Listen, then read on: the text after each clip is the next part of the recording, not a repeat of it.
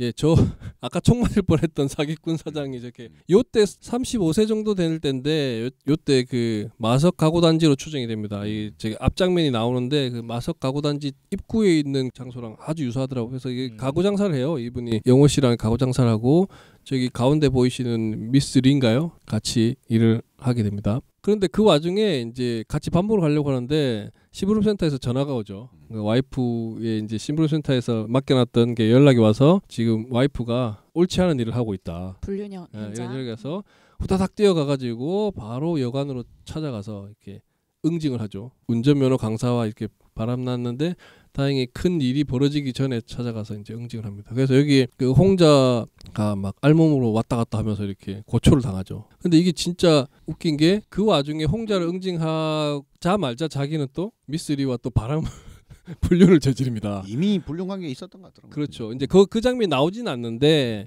내로남불. 어쨌거나 내로남불. 저는 이게 되게 충격이었습니다. 이게 약간 시대 감성 같기도 하고 그래요. 그래요? 네네네. 그러니까 이게 사실 이창동 감독님이 뭐 그러지는 않겠지만 이 시대의 보통 남녀 관계나 이런 게 사실 지금 보면 너무 그런 거 반영한 게 아닐까. 그냥 넘어가기에는 쉽지 않은 이런 관계죠. 남성은 이렇게 바람피는 거에 대해서 되게 자기 스스로도 부끄러워하지 않고 제식은 없죠. 자기 와이프가 바람피는 거에 대해서는 막 정말 난리를 치는 그런 장면이 나오고 그리고 이때 약간 주인공의 뭐라고 해야 되죠? 윤리의식 약간 그런 거에 대해서 이제 관객이 약간 비판적으로 보기 시작하죠. 이 사람이 윤리의식 있는 사람인가? 착한 놈은 아니네 이런. 그렇죠. 그러니까 주인공에 대한 약간 선악 판단을 약간 관객이 좀 미리 좀 해버린다고 할까? 그래서 왜 이 사람이 이 지경이 됐을까에 대해 좀 초점을 더 갖게 되는. 그렇죠. 거기에 관심을 두게 되죠. 네.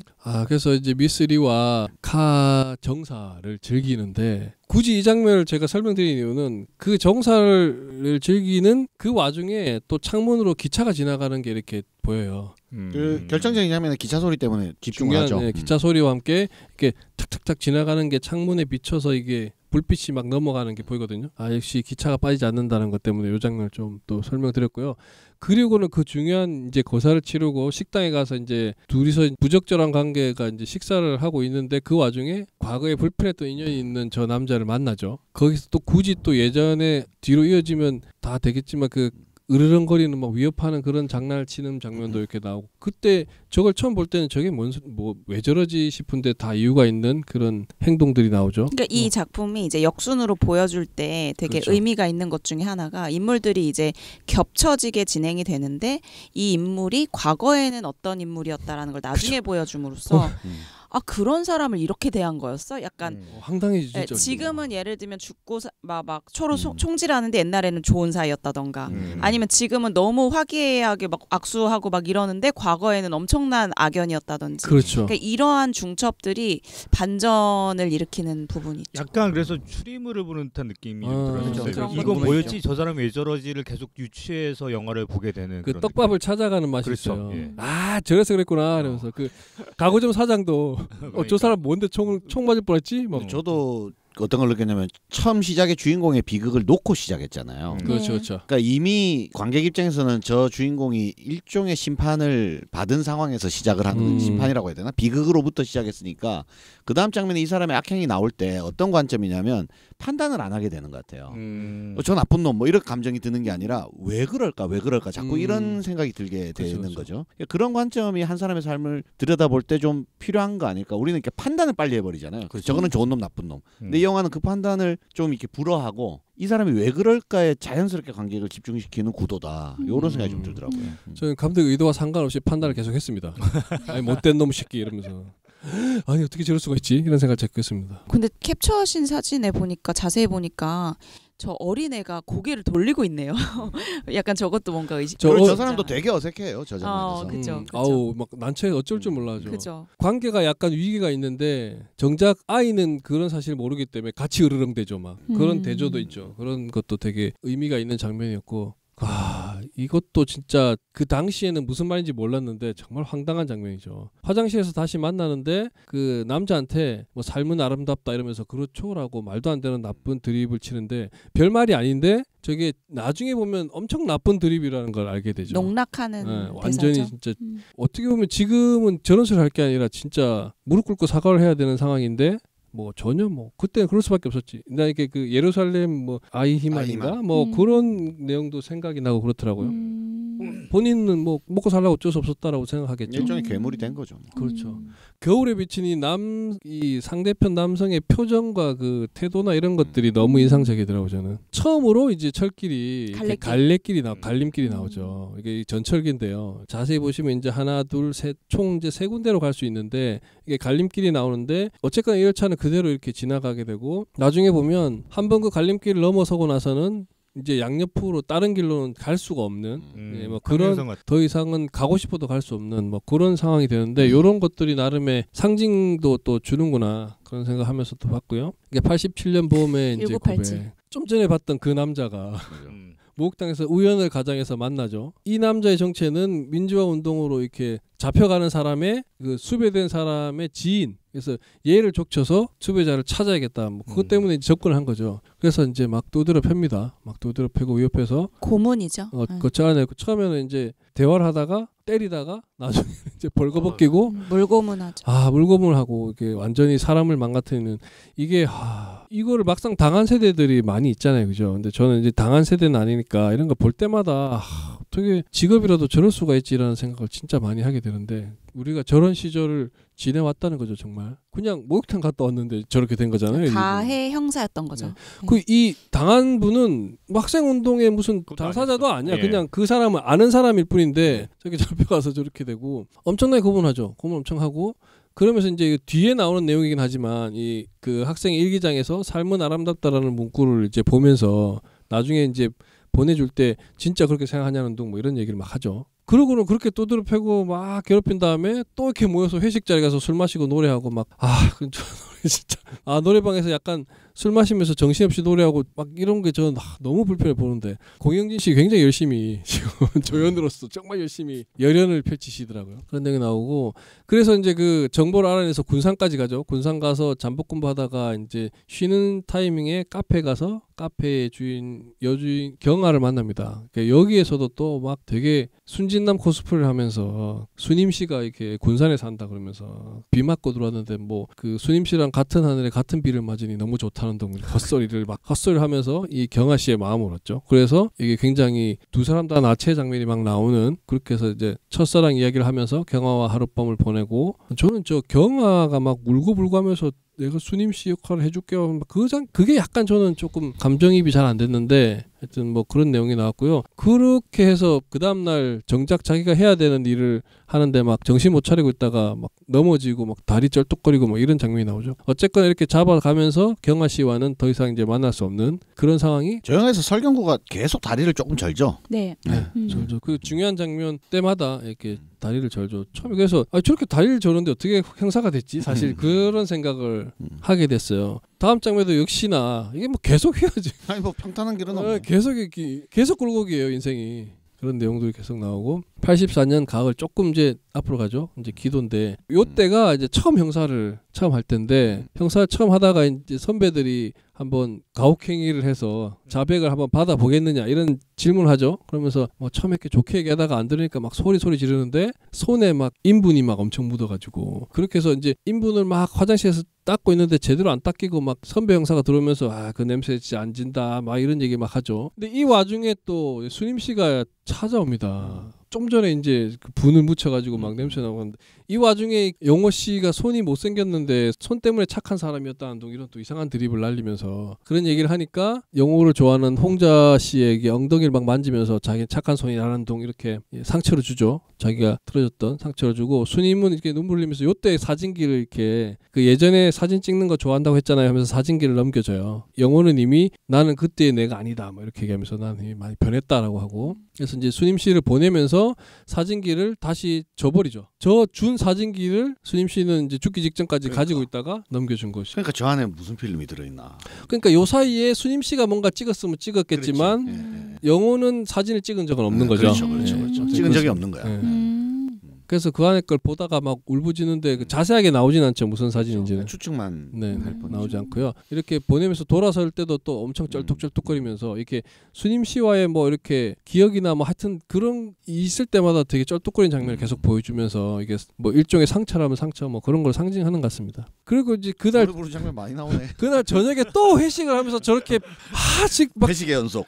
꼴보기 싫은 저 회식 같은 걸 하면서 막 노래를 부르고 술 마시고 또 저걸 해요. 삶이 일관되네. 근데 이제 영호는 혼자 지금 상태가 안 좋잖아요. 그 첫사랑이 수님을 만났는데 자기는 이제 변했다 그러면서 보내버리고 하면서 근데 사실 속이 좋지는 않겠죠. 그러면서 저 자전거를 계속 뱅뱅뱅 돌다가 식당 안으로 돌입했다가 막 이렇게 난리쳤다가 그걸 이제 참다 주변 사람 두드려 패고 이러면서 뭐 차리 한잔 쪼셔 하면서 미친 소리를 하죠. 쟤 왜 저러지 막 이런 생각이 들었는데 이렇게 난리를 치고 그날 저녁에 또 이 홍자 씨하고 또 하룻밤을 또 이렇게 보내게 되는데 하룻밤 보내기 직전에 홍자 씨가 갑자기 뜬금없이 우리 기도 먼저 하죠. 그래가지고 이런 장면을 굳이 영호 씨가 기도를 못한다고 하니까 기도 별 게 있나요? 손 모으고 하면 돼요. 그러면서 주기도문을 외우다가 이 챕터가 끝이 납니다. 그래서 이 챕터 가지고 뭐 이런 얘기들이 뭐 이렇게 분석하고 뭐 얘기들이 많으시더라고요. 기도할 수 있지. 기도할 수 있잖아요. 홍자가 그때 뭐 집들이 할 때도 기도하잖아요. 그 장면도 정말 불편했는데 제가 따로 언급은 안 했는데요. 하여튼 그 홍자 씨는 그 중요한 장면에서 기도부터 하는 분이다. 기도의 사람이다. 뭐 이런 내용이죠. 또 휘어진 철길을. 그다음에 뒤에는 조금 그나마 좀 밝은 내용이 나오긴 하는데 면회 이제 챕터인데 1980년 5월이 이제 광주 민주화 운동 딱 그 시기죠. 그때입니다. 딱 수님 씨가 신병이던 영호 씨를 찾아 면회를 오죠. 거기 이제 병장이던 김인곤 씨가 면회 안 됩니다. 이러면서 저런 거 가끔 나오면 정겨워요. 옛날 영화 너무 반갑더라고요. 그 당시는 완전 뭐 무명이죠. 무명했을 거 아닙니까. 그래서 이제 계엄령 때문에 면회 못 하고 돌아가게 되고요. 이 와중에 이제 출동 명령이 나는데 막 내무반에 난리가 났죠. 막 빨리 나가는데 근데 이 영호 씨가 완전 신병이니까 혼자서 저 군장도 못 하면서 엄청 끌어요. 시간을 엄청 끌어가지고 욕을 엄청 때려 먹죠. 쌍욕을 먹는데 저 뒤에 보이는 수통 보이시죠? 저게 반합 다 있는데 저 반합만 저렇게 딱 덩그러니 올라가 있잖아요. 누구든 보라고. 초반에 얘기했던 그 반합에다가 실제로 박하사탕. 그러니까 영호 씨는 박하사탕을 사실 좋아하지 않는다. 군대에서 저런 달달한 게 있으면 먹게 되거든요. 가서 몰래라도 먹는데 저걸 다 모아놨잖아요. 수님이가 준 거니까요. 그래도 첫사랑이 준 거니까. 그러니까. 군대에서 저 단 거를 안 먹고 먹는다는 건 저거는 본능을 거스르니라 제가 볼 때는 박하사탕을 좋아하지 않는다라는 해석이 한 개 정도 먹었겠죠. 우세하네요. 한 개 정도 먹었겠죠. 박하사탕 걸 누가 무시하다는 거야. 박하사탕 좋아하지 않는다. 그냥 수님이에 대한 그걸 모은 거다. 맞아요. 좋아하지 않아서 모았다. 좋아했으면 먹으면서 너무 고마워했을 것이다. 어쨌거나 쏟아버리고요. 이걸 또 지나간 애들이 또 군홧발로 때려 밟는 장면을 굳이 보여줍니다. 그래서 이제 어떤 그 순정이 짓밟히는. 그리고 또 시기가 시기인 만큼 군홧발에 짓밟히는 박하사탕은 그렇죠. 굉장히 상징적이죠. 그렇죠. 이게 너무 저렇게까지 상징해도 되나 싶을 정도로 상징적으로 이렇게 보여주고요. 그래서 출동하는데 또 수임 씨가 또 멀리 못 가. 출동하고 있는데 또 바로 또 마주치면서 또 군인들이 우우 뭐 이러고 영호 씨는 또 그걸 쳐다만 보고 저런 전형적인 장면들. 군대 갔다 온 남자들이라면 다 공감할 수 있는 장면. 그러니까 저 여성의 뭐 얼굴이든 외모든 아무것도 안 봐. 그냥 여성이란 이유만으로 우우 하는 건데. 그러죠. 꼭 이 트럭 가면 저기 타면 꼭 그래. 군인들. 꼭 그래요. 근데 저는 이게 사실은 거기까진 좋아. 근데 여기 제가 뭐 캡처 안 했지만 수님 씨가 그 상황에서 또 이렇게 배시시 웃는 장면이 또 나와요. 굳이 영화를 봤나? 봐서 웃었나? 그건 아닌 것 같아요. 그냥 본인한테 환호하니까. 그냥 자기한테 환호하니까 기분 좋잖아. 아닌가? 그건 모르겠습니다. 이게 해석하기에 따라서 굳이 배시시 웃는 장면 없어도 됐. 지금 감성으로는 굳이 없어도 됐었다는 생각이 좀 듭니다. 그때는 뭐 자연스러운 게 아니겠을까 싶은데요. 지금 가려버렸는데 위에 보면 광주역 이렇게 지명이 있거든요. 광주로 가게 되는 거죠. 결국은 광주로 이제 가서 이렇게 그 시위대라고 표현해도 될지 모르겠는데 시위대들을 이렇게 진압하는 데 투입이 되죠. 근데 이렇게 뭐 중간중간에 총도 펑펑 쏘고 하는데 영호 신병이 이게 막 다들 확 뛰어가는데 못 쫓아가고 쩔뚝쩔뚝하고 또 그래요. 이때부터 벌써. 그래서 나중에 봤더니 군화에 물이 들어가서 찌걱찌걱해서 뭐 못 가겠다 그러는데 막상 보니까 군화에서 피가 엄청나게 나오면서 요때 다리에 총을 맞아서 오른 다리를 계속 그 이후로 계속 절뚝절뚝하는 게 요 장면으로 이제 저래서 절뚝거렸구나를 그 떡밥이 드디어 회수가 되는 거죠. 그래서 어쩔 수 없이 혼자 남아 있는데 다리가 아프니까 선임이 막 혼내다가 안 되니까 이게 어떻게든 데려가려고 하는데 영어보다 몸집이 작아요. 그래서 자기도 힘들어서 안 되겠다 그러고 앉혀놓고 이제 데리러 가는데 그때 건너편에서 여성 한 명이 이렇게 나타나거든요. 근데 이제 자기 눈에는 순임으로 보이죠. 근데 실제로는 순임이 아니고 어떤 여학생이었는데 가라 막 도망가라 뭐 그러다가 총을 막 이렇게 쏘다가 그 여성을 맞춰버리죠. 그래서 여기 여성을 쏴서 죽게 되고 이때부터 이제 오열을 하고 막 소리를 지르고 하면서 저기가 열차 기지 같은 데로 보이는데 맞나요? 그렇죠. 차량 기지 차량 기지. 세워놓는데 저희도 예전에 그랬는데 차량 기지 안에서 저거 많이 시위 같은 거 많이 하죠. 그러니까 비극으로 가는 열차가 저기서부터 시작됐다 이런 느낌이네. 그 기차 기대에 있고 막 이런 장면이 나오고 요때부터 이제 정신 상태가 좀 이상해졌다라는 걸 알 수가 있죠. 그리고 이제 거의 마지막으로 이제 가게 되는데요. 거의 유일하게 되게 밝은 화면에 직선 선로를 달리는 장면이 나옵니다. 쭉 가다가 마지막에 이제 깜깜해질 때까지도 전혀 꺾이지 않고 직선으로 쭉 가거든요. 이 영화에서 유일하게 이제 직선 구간만 가는 장면이 나오면서 뭔가 뒤에는 조금 밝은 내용이 나올 것이다라는 걸 예상해 볼 수 있죠. 마지막 챕터 1979년 가을 소풍 내용인데요. 저는 처음에 이제 당연하게 대학생들 MT를 생각하고 했는데 왜 소풍이라고 썼을까 이런 생각을 했던 거죠. 그리고 생각해봤더니 이분들은 대학생이 아니고 가리봉 봉우의 그 가리봉에 있는 공단에서 일하던 공단에 일하는 공원들이 이렇게 모여서 야유회를 같이 오게 된 거죠. 그래서 소풍이라고 표현한 거죠. 당연히 MT 아니야 이랬는데 이제 대학생 MT가 아니라 소풍이고 이렇게 민중가요 같은 걸 부르면서 이렇게 갑니다. 여기서 처음으로 이제 영호가 이렇게 저 꽃을 보면서 막 보고 있는 걸 보면서 수님 씨가 다가와서 이렇게 꽃을 좋아하냐 뭐 이런 대화를 하죠. 그러면서 자기 사진을 찍고 싶다면서 이런 말도 안 되는 사각형 표현을 하게 되죠. 굉장히 어떤 되게 어색하면서도 순수하다는 표현들을 굉장히 과하게 이렇게 하고 있죠. 이때 처음으로 수님 씨가 박하사탕을 건네줍니다. 그러면서 저는 매일 박하사탕 1000개씩 만들고 막 포장하고 있다. 그러면서 박하사탕 공장에 일하고 있구나. 그걸 알려주고 있고 여기서 영호가 저 박하사탕 좋아한다고 이제 드립을 치죠. 근데 나중에 보시면 알겠지만 하나도 안 먹고 나 모아놨다. 좋아하는 거라니까. 사실은 박하사탕이 아니라 이제 수님 씨한테 잘 보고 싶었다. 이렇게 분석을 하고 싶네요. 그래서 이제 노래를 같이 부르는데 묘한 이렇게 좀 서로 호감 있다는 걸 이렇게 조금 표현해주고 있죠. 그리고 모여가지고 나 어떻게를 열창합니다. 진짜 통기타. 기타도 뭐 음정도 잘 안 맞아. 막 기타가 막 반주도 좀 잘 안 맞고 막 그렇게 하는데 노래 부르는데 나 어떻게를 잘 부르는데요. 이게 진짜 이 노래 들으면서 니네들 진짜 앞으로 어떡하냐 뭐 이런 생각이 좀 들더라고요. 가사가 일단 영화랑도 상관 있잖아요. 그저 이제 첫 장면에 그래서 나 어떻게를 막 부르잖아요. 그렇죠. 그러니까 진짜 어떡하냐 이런 걱정이 좀 들긴 들더라고요. 그래서 이 장면이 이 첫 장면에서 노래 부르면서 난당 쳤던 가리봉 봉우의 야유회 바로 딱 그 자리죠. 그 장소죠. 같은 장소에서 이렇게 나왔고 그 제일 첫 장면에 은갈치 양복을 입고 철길 바로 밑에 막 드러누워 있는 걸로 시작하거든요. 그 비슷한 그 위치에 굳이 가서 꽃을 보면서 이렇게 또 굳이 또 드러누워요. 또 왜 드러눕지 하는 생각했는데 그러면서 이제 위쪽을 바라면서 눈물을 쭉 흘리면서 영화가 끝나는데요.